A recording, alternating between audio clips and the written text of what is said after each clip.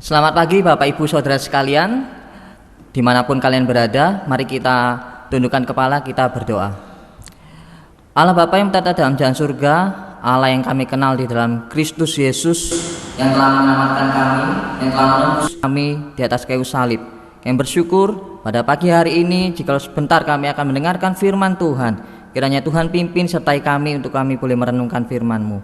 Demi nama Yesus Kristus kami berdoa, amin. Pada pagi hari ini kita akan merenungkan satu bagian firman Allah dari Mazmur pasal yang ke-23. Saya bacakan Mazmur 23 ayat 1 sampai yang ke-6. Tuhan gembalaku yang baik, Mazmur Daud. Tuhan adalah gembalaku, takkan kekurangan aku. Ia membaringkan aku di padang yang berumput hijau. Ia membimbing aku ke air yang tenang.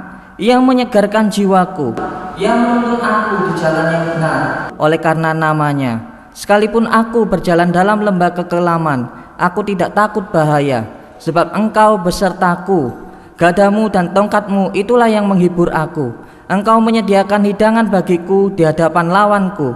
Engkau mengurapi kepalaku dengan minyak, pialaku penuh melimpah. Kebajikan dan kemurahan belaka akan mengikuti aku seumur hidupku, dan aku akan diam dalam rumah Tuhan sepanjang masa. Bapak Ibu Saudara sekalian, kita akan merenungkan bagian ini dengan judul Perjalanan Hidup Mengiring Sang Gembala. Kita tahu bahwa kitab Mazmur ini adalah bergenre atau berjenis sastra puisi. Di dalamnya kita melihat banyak hal, emosi-emosi yang bisa kita lihat di situ. Seorang bernama Martin Luther mengatakan begini, jikalau kamu mau melihat gereja Kristiani yang kudus dilukiskan dengan warna dan bentuk yang hidup atau dihayati dalam suatu gambaran kecil, maka ambillah kitab Mazmur. Bapak Ibu Saudara sekalian, kita akan melihat di sini ada emosi, ada luapan yang begitu indah yang kita bisa lihat. Dan di dalam konteks Mazmur pasal yang ke-23, kita melihat di situ bahwa umat Kristiani atau orang percaya digambarkan sebagai domba, sedangkan Kristus atau Allah itu digambarkan sebagai sang gembala atau agung.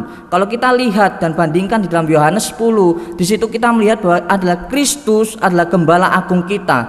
Dan di sini kita bisa melihat ada lika-liku perjalanan daripada orang percaya ketika mengikuti Tuhan. Apa itu yang bisa kita dapatkan? Kita akan mempelajarinya dua hal. Yang pertama, Dia memimpin kita di sepanjang jalan hidup kita. Saya ulangi, Dia memimpin kita di sepanjang jalan hidup kita. Di dalam konteks ini Daud mengatakan Tuhan adalah gembalaku. Kita tahu bahwa Daud adalah seorang gembala, sehingga dia tahu, dia mengerti sebagai seorang gembala itu harusnya ngapain, harusnya bagaimana dia memperlakukan domba-dombanya. Bahkan di sini dia katakan seorang gembala itu harus membaringkan, membimbing dan seterusnya. Di situ juga ada kata menuntun dan seterusnya. Dan di sini dikatakan Tuhan adalah gembalaku. Kata Tuhan di situ adalah Tuhan huruf besar semua. Di dalam kitab Mazmur dan di dalam kitab-kitab lain, kalau kita melihat bahwa kalau ada kata Tuhan huruf besar semua, itu berarti itu adalah Allah Yahweh, di mana Allah yang ingin berelasi dengan umat manusia. Berbeda dengan kata Tuhan, kalau T-nya kecil, hurufnya semua yang selebihnya itu H-A dan N-nya itu huruf kecil, atau A-nya besar, terus L-A dan seterusnya itu huruf kecil, itu berarti adalah Elohim, Allah semesta alam. Tetapi di sini dikatakan Tuhan huruf besar semua, berarti di sini adalah Yahweh, Allah yang berelasi. Dan kita melihat di dalam seluruh bagian Alkitab, Allah Yahweh di sini dikatakan atau muncul 4.000 kali, di mana dimulai dari, kalau kita melihat di situ ada Kejadian pasal 2 dan seterusnya, dan kita juga melihat di Kejadian pasal yang pertama, di mana Yahweh disebutkan di situ. Dan kalau kita melihat juga di dalam Keluaran pasal yang ketiga ayat yang kedua, di situ di mana Musa dipanggil oleh Allah, dan pada waktu itu Musa bertanya, bagaimana dengan namamu? Di situ dikatakan bahwa aku adalah aku. Artinya apa? Di situ Allah mau mengatakan Allah itu cukup pada dirinya sendiri. Dia tidak butuh pribadi yang lain. Dan kita tahu bahwa Allah kita adalah Allah Tritunggal, di mana mereka saling berelasi, pribadi satu dengan yang lainnya itu saling berelasi, sehingga dia cukup pada dirinya sendiri, cukup pada relasi ketiga Allah Trinitas ini. Sehingga di sini sang Pemazmur mau mengatakan Allah yang cukup pada dirinya sendiri itu mau dan mampu memberikan kecukupan pada orang-orang percaya, termasuk kepada dalam konteks ini yang disebutkan sebagai gembala yang mana akan mencukupi domba-dombanya. Disitulah yang mau dimaksudkan oleh si pemazmur bahwa Allah itu mencukupkan segala sesuatu, dan di sini dampaknya adalah takkan kekurangan aku. Hanya dalam Dialah kita cukup, gembala yang agung, dan tidak perlu yang lain. Bahkan ditambahkan di situ, Ia membaringkan aku di padang gurun yang berumput hijau, yang membimbing aku ke air yang tenang. Di daerah Palestina kita melihat bahwa di situ itu sulit seseorang gembala itu menemukan rumput-rumput hijau, karena di daerah situ adalah di daerah perbatuan. Di daerah perbatuan itu jelas sekali sulit ada rumput-rumput yang bisa tumbuh, sehingga seorang gembala harusnya tahu dan juga mengenali di mana tempat-tempat yang ada rumput-rumput hijau dan seterusnya, sehingga dia dari situ kalau dia tahu maka dia bisa menggembalakan domba-dombanya, membawa domba-dombanya untuk datang ke sana, dan domba-dombanya akhirnya bisa mendapatkan makanan yang luar biasa hijau itu. Dan dikatakan di sana dia membimbing aku ke air yang tenang. Dan kita tahu bahwa domba itu kalau misalnya minum air, dia tidak akan mau minum air yang airnya itu bergelombang. Dia butuh air yang tenang, sungai yang tenang, baru bisa dia minum air itu. Dan dikatakan di sini Ia membaringkan aku di padang gurun, di padang yang berumput hijau, Ia membimbing aku ke air yang tenang. Artinya sang pemazmur mau mengatakan bahwa gembala yang agung itu tahu kondisi hidup kita, dia tahu bagaimana cara mencukupkan diri kita, dan dia tahu tempat-tempat di mana kita membutuhkan sesuatu, dan dia membawa kita ke sana supaya kita dapat mendapatkan kecukupan dan di sana. Di situ kita melihat dampak dari hal ini. Pemazmur mengatakan bahwa Ia menyegarkan jiwaku. Ketika sang gembala itu dapat mencukupkan kebutuhan daripada si domba ini, maka si domba ini merasakan kesegaran jiwa di situ. Artinya apa? Jiwa yang penat, jiwa yang mungkin resah, jiwa yang mungkin ada hambatan-hambatan, masalah, problema, dan apapun itu, di akhir daripada gembala itu memberikan kesegaran jiwa bagi domba, meskipun dombanya berada dalam situasi yang penat dan seterusnya. Menarik, di dalam Yohanes pasal yang ke-21 ayat yang ke-15 sampai 19 kita tahu bahwa Tuhan merestorasi daripada jiwa Petrus, di mana Petrus pada waktu itu sudah menyangkal Yesus 3 kali, yang kita bisa lihat di dalam Matius 26 dan ayat 72 sampai 74 dan seterusnya. Di situ kita bisa melihat bahwa Yohanes 21 kita melihat bahwa Tuhan bertanya 3 kali kepada Petrus, "Simon, apakah engkau mengasihi aku?" Simon mengatakan, "Ya." Maka Tuhan mengatakan, "Gembalakan dombaku," dan seterusnya. Di situ dikatakan 3 kali, dan pada yang ketiga, silakan Petrus dia menangis. Dia sadar bahwa dia sudah menyangkali 3 kali, dan sekarang Tuhan konfirmasi dia 3 kali.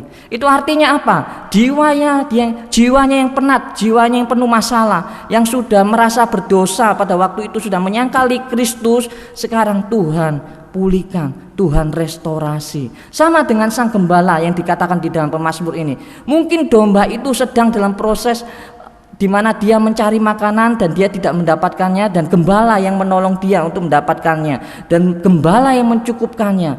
Dan ketika gembala mencukupkannya, si domba ini merasa segar hatinya, segar jiwanya. Ibu saudara sekalian, ini juga bisa kita ambil maknanya di dalam konteks zaman sekarang, khususnya pada konteks waktu ini di mana kita sedang bergumul dengan virus corona, virus COVID-19.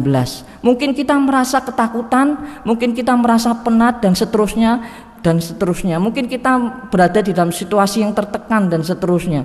Tetapi kita juga harus ingat bahwa kita memiliki gembala yang agung. Tentu kita waspada dengan hal-hal yang ada, kita melakukan pencegahan dan seterusnya, itu tentu itu adalah sesuatu yang harus kita lakukan.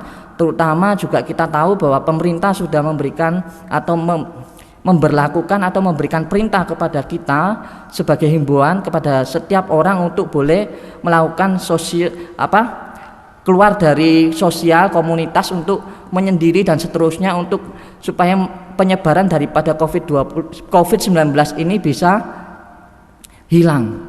Tetapi kita perlu ingat ada gembala yang agung. Gembala itu mengembalakan kita sehingga kita percaya apapun yang terjadi ada gembala yang apalagi jika kita percaya bahwa Tuhan itu adalah yang mengontrol segala sesuatu termasuk di dalam COVID-19 ini.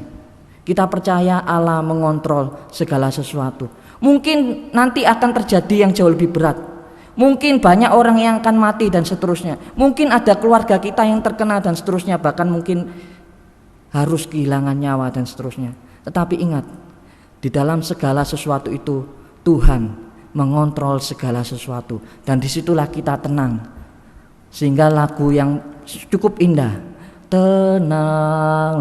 tenanglah kini hatiku karena Allah memegang kendali segala sesuatu. Bahkan di sini juga dikatakan kalau kita bisa melihat, Ia membaringkan aku di padang gurun yang berumput hijau, Ia membimbing aku ke air yang tenang. Di situ kita juga bisa melihat bahwa di situ ada pernyataan iman daripada sang pemazmur. Sang pemazmur tahu dan percaya bahwa ada janji penyertaan Tuhan, dan itu cukup bagi si pemazmur.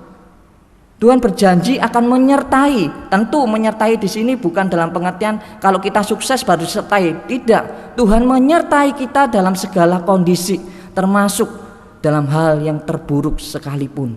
Tuhan tetap menyertai. Dan bagi pemazmur, penyertaan Tuhan itu cukup baginya.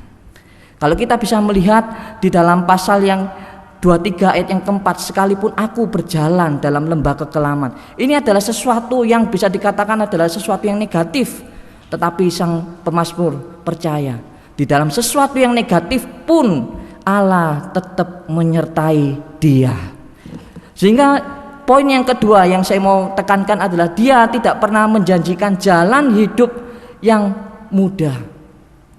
Kita tahu bahwa Allah menyertai kita dalam segala kondisi. Ikut Tuhan tidak lantas membuat kita itu sehat terus. Ikut Tuhan tidak lantas membuat kita tidak ada masalah. Ikut Tuhan tidak lantas membuat kita itu bahagia dan seterusnya. Kita tidak akan dapat duka cita dan seterusnya. Itu jelas keliru. Ikut Tuhan ada lika-liku kehidupan, sama seperti di dalam pemazmur katakan. Di situ ada sekalipun berjalan dalam lembah kekelaman, tetapi dia mengatakan aku tidak takut bahaya, sebab engkau besertaku. Sehingga dari sini kita bisa melihat, masihkah kita takut dengan menjalani hidup ini, bukan hanya dengan COVID-19, tetapi juga dengan problem masalah-masalah yang lain yang mungkin ada di dalam kehidupan kita. Apakah kita masih takut akan hal tersebut? Tentu yang saya katakan di sini, takut yang tidak berlebihan itu adalah sesuatu yang wajar. Tetapi takut yang berlebihan itu tidak wajar, apalagi membuat kita stres, membuat kita paranoid dan seterusnya, sehingga hal itu bisa melumpuhkan kehidupan kita. Mungkin kita ketakutan, saking ketakutannya kita membeli semua barang-barang, tak lupa ada orang lain yang juga membutuhkannya, sehingga kita dengan egois mengambilnya, membelinya karena kita memiliki uang dan seterusnya. Tetapi kita lupa orang lain. Seharusnya sebagai orang percaya, tentu kita juga perlu takut, tetapi tidak perlu berlebihan.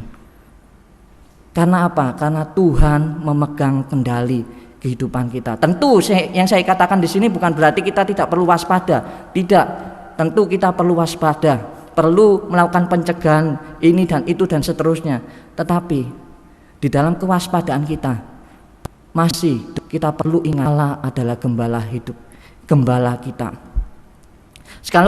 Sekalipun kita berjalan dalam lembah kekelaman, Allah tetap menyertai kita. Masalah, kesulitan, hambatan, ancaman dan lain-lain tidak lantas hilang dalam kehidupan kita. Tapi ingatlah, dalam hal-hal tersebut Tuhan tetap menyertai kita.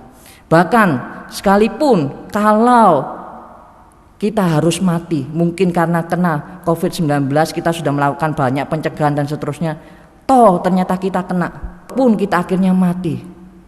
Kematian bagi orang percaya itu adalah bukan sesuatu yang menakutkan, tetapi adalah sesuatu kebahagiaan. Kenapa?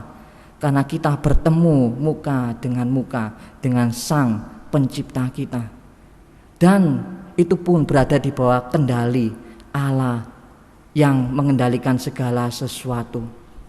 Kiranya melalui firman Tuhan yang singkat ini kita belajar bahwa meskipun kita berada di tengah-tengah situasi yang tidak baik karena virus COVID-19 ini, tetap waspada, tetap jaga diri, tetap menggunakan bijaksana yang Tuhan berikan kepada kita untuk melakukan tindakan-tindakan pencegahan dan lain sebagainya, serta tetap terus bersandar dan bergantung kepada Dia yang adalah gembala kita. Mari kita pakai, kita gunakan waktu ini, di mana mungkin kita sudah tidak memiliki waktu di waktu yang lalu. Kita mungkin sibuk bekerja, kita sibuk melakukan ini itu dan seterusnya, sehingga kita lupa dengan keluarga kita. Mungkin melalui hal ini kita bisa ambil sesuatu hal yang baik, yang positif, di mana kita boleh berkumpul bersama-sama dengan keluarga, kita boleh mengikatkan relasi kembali dan seterusnya. Yang mungkin yang pernah kita lupakan atau mungkin yang pernah kita tidak lakukan. Melalui hal ini mungkin itu bisa menjadi sesuatu yang positif dan seterusnya. Tetapi ingat, di dalam menghadapi hal ini tetap waspada, tetap bersandar juga kepada Allah yang hidup, bergantung kepada Dia, dan tetap percaya bahwa Dia menyertai kita dan Dia mengontrol kehidupan kita. Baik ataupun tidak baik, kita percaya Dia tetap menyertai kita. Baik atau tidak baik, kita percaya Dia tetap adalah Allah yang mengembalakan kita. Dia adalah gembala agung kita. Mari kita tundukkan kepala kita berdoa. Allah Bapa dalam jalan surga, kami bersyukur pada pagi hari ini kami boleh mendengarkan firman Tuhan.